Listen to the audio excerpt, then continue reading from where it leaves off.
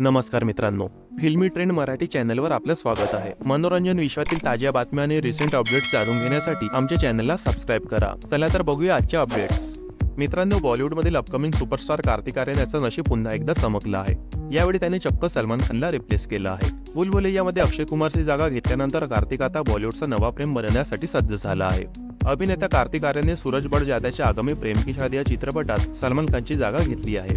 अशा परिस्थितीत आता कार्तिक आर्यन प्रेम म्हणून प्रेक्षकांचे मनोरंजन करताना दिसणार आहे। सूत्रांनी सांगितले की सूरज बडजात्या एका अभिनेत्याच्या शोधात होते जो पडद्यावर निरागसतेची भावना आणू शकेल आणि त्याला वाटले की कार्तिक आर्यनकडे आधुनिक काळातील प्रेम बनवण्यासाठी जे काही पाहिजे ते आहे। सध्या गोष्टी प्राथमिक टप्प्यातच आहे।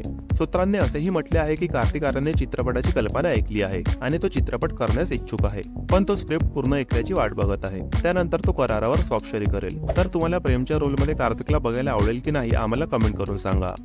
यानंतर एक महत्त्वाची अपडेट। टीव्हीचे लक्ष्मण म्हणजे सुनील लहरी यांनी अयोध्येतील जनतेला खास संदेश दिला आहे। अयोध्येतून भाजपचा पराभव झाल्यामुळे त्यांनी हा खास संदेश लिहिला आहे। संपूर्ण देशात भाजपला 240 जागा जिंकण्यात यश आले असले तरी राम मंदिर असलेल्या अयोध्येत मात्र त्यांना विजय मिळवता आलेला नाही। या प्रकरणी सुनील लहरी यांनी नाराजी व्यक्त केली आहे। सुनील लहरी यांनी अयोध्येतील भाजपच्या पराभवावर एक स्टेटस पोस्ट केला आहे, ज्यामध्ये त्यांनी राम आणणाऱ्याला अयोध्येतील जनतेने साथ दिली नाही यावर नाराजी व्यक्त केली आहे। सुनील लहरी यांनी लिहिले की ते अयोध्येतील लोकांच्या महानतेला आदरपूर्वक सलाम करतात। ज्यांनी माता सीतेला सोडले नाही ते निदान ज्यांनी रामाला मंडपातून बाहेर काढून भव्य मंदिरात आणले त्यांचा विश्वासघात करू शकतात, त्याला खूप खूप आदर। यानंतर त्यांनी आणखी संताप व्यक्त केला आणि लिहिले की आम्ही विसरलो की अयोध्येतील लोक तेच लोक होते ज्यांनी वनवासातून आल्यानंतर सीतेवर संशय घेतला होता। दुसऱ्या संदेशात त्यांनी लिहिले की हिंदू ते आहेत जे जर देव त्यांच्या समोर असेल तर त्यालाही नाकारतील। इतिहास साक्षी आहे की अयोध्येतील जनतेने आपल्या खऱ्या राजाशीच गद्दारी केली आहे।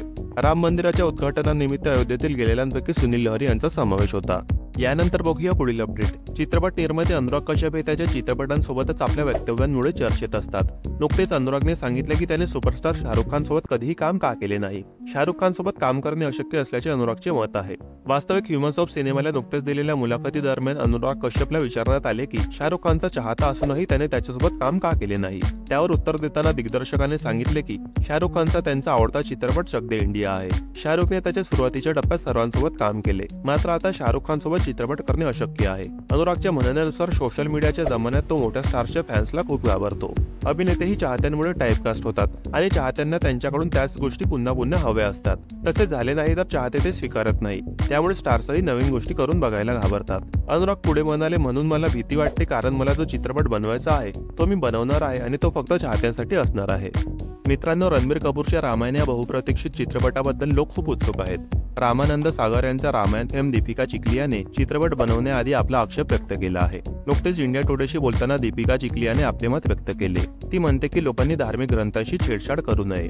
या दरम्यान तिने नितेश तिवारीच्या रामायणावरही प्रश्न उपस्थित केले आणि निराशा व्यक्त करताना दिसली। ती म्हणते, प्रामाणिकपणे सांगायचे तर जे लोक रामायण बनवत आहेत त्यांच्याबद्दल मी खूप निराश आहे। असे करू नये असे त्यांचे मत आहे। लोक ते खराब करत आहेत। रामायण पुन्हा पुन्हा बनवावे असं मला वाटत नाही। प्रत्येक वेळी ते बनवताना त्यात नवीनता आणण्याचा प्रयत्न केला जातो, कधी नवीन कथा, नवा अँगल, कधी नवा लुक। ती म्हणते, अशा परिस्थितीत तुम्ही रामायणचा संपूर्ण प्रभाव खराब करत आहेत। असं कोणीही करू नये असं मला वाटत नाही। यानंतर बघूया पुढील अपडेट। अक्षय कुमार आणि टायगर श्रॉफ स्टारर बडे मियां छोटे मियां 6 जून पासून OTT प्लॅटफॉर्म नेटफ्लिक्सवर चाहत्यांसाठी रिलीज झाला आहे। या चित्रपटाचे दिग्दर्शन अली अब्बास जफर यांनी केले होते। हा चित्रपट 10 एप्रिल रोजी थिएटरमध्ये प्रदर्शित झाला होता, तर चित्रपटाला प्रेक्षकांचा संमिश्र प्रतिसाद मिळाला होता। त्याचबरोबर अजय देवगणचा मैदान हा चित्रपट सुद्धा OTT प्लॅटफॉर्म Amazon प्राइमवर रिलीज झाला आहे। मित्रांनो, 3 जून रोजी बिग बी आणि जया बच्चन यांनी त्यांच्या लग्नाचा 51वा वाढदिवस साजरा केला। मेगा स्टारचे देशातच नाही तर परदेशातही भरपूर चाहते आहेत। अशा परिस्थितीत बिग बींचा वाढदिवस अविस्मरणीय बनवण्यासाठी परदेशात बसलेल्या चाहत्यांनी त्यांच्यासाठी एक मोठे सरप्राईज प्लॅन केले होते। अमिताभ बच्चन यांनी त्यांच्या इंस्टाग्राम हँडलवर एक व्हिडिओ शेअर केला आहे। सुरतच्या शाहिल शहाने न्यूयॉर्कमध्ये बिग बी आणि जयाचा वाढदिवस मोठ्या थाटात साजरा केला। शेअर केलेल्या व्हिडिओमध्ये या जोडप्याची प्रेमकथा त्यांच्या छायाचित्रांच्या माध्यमातून दाखवण्याचा प्रयत्न करण्यात आल्याचे स्पष्टपणे दिसत आहे। व्हिडिओमध्ये जयाचा पहिला चित्रपट गुड्डी ते बॉलिवूडच्या शहंशाह पर्यंतचे फोटोही पाहायला मिळत आहेत। या सरप्राईज मध्ये अमिताभ बच्चन आणि जया बच्चन यांचे लग्नाचे फोटोही वापरण्यात आले आहेत। केक कापला गेला आणि अमिताभ यांचे चाहते तिरंग्यावर छापलेले चित्र हातात धरून बसलेले दिसत आहेत। ते शेअर करताना त्यांनी लिहिले, सुरत येथील समर्पित चाहते सुनील शाह यांच्या प्रयत्नांनी त्यांनी न्यूयॉर्क सिटीमध्ये याचे आयोजन केले आणि USA मध्ये राहणाऱ्या चाहत्यांना 100 टी-शर्टचे वाटपही केले। या स्मरणीय हावभावाबद्दल माझे आभार।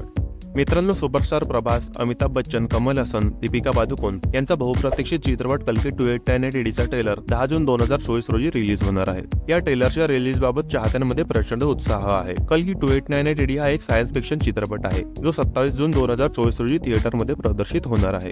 या चित्रपटामधून प्रेक्षकांना एक अनोखा आणि रोमांचक अनुभव मिळवण्याची अपेक्षा आहे, कारण भारतीय चित्रपट सृष्टीतील मोठे नावे यात एकत्र येणार आहेत। ट्रेलरमध्ये त्यांना काय विशेष पाहायला मिळेल आणि हा चित्रपट भारतीय चित्रपट सृष्टीची परिस्थिती कशी बदलू शकतो याची चाहते आतुरतेने वाट पाहत आहेत। तुम्ही सुद्धा 10 जून रोजी कल्की 2898 AD चा ट्रेलर पाहायला विसरू नका। मित्रांनो, बॉलिवूडच्या ताज्या बातम्या आणि गॉसिपसाठी आमच्या फिल्मी ट्रेंड मराठी चॅनलला सबस्क्राईब करून बेल आयकॉनला नक्की प्रेस करा। भेटूया आपल्या पुढील व्हिडिओमध्ये। धन्यवाद।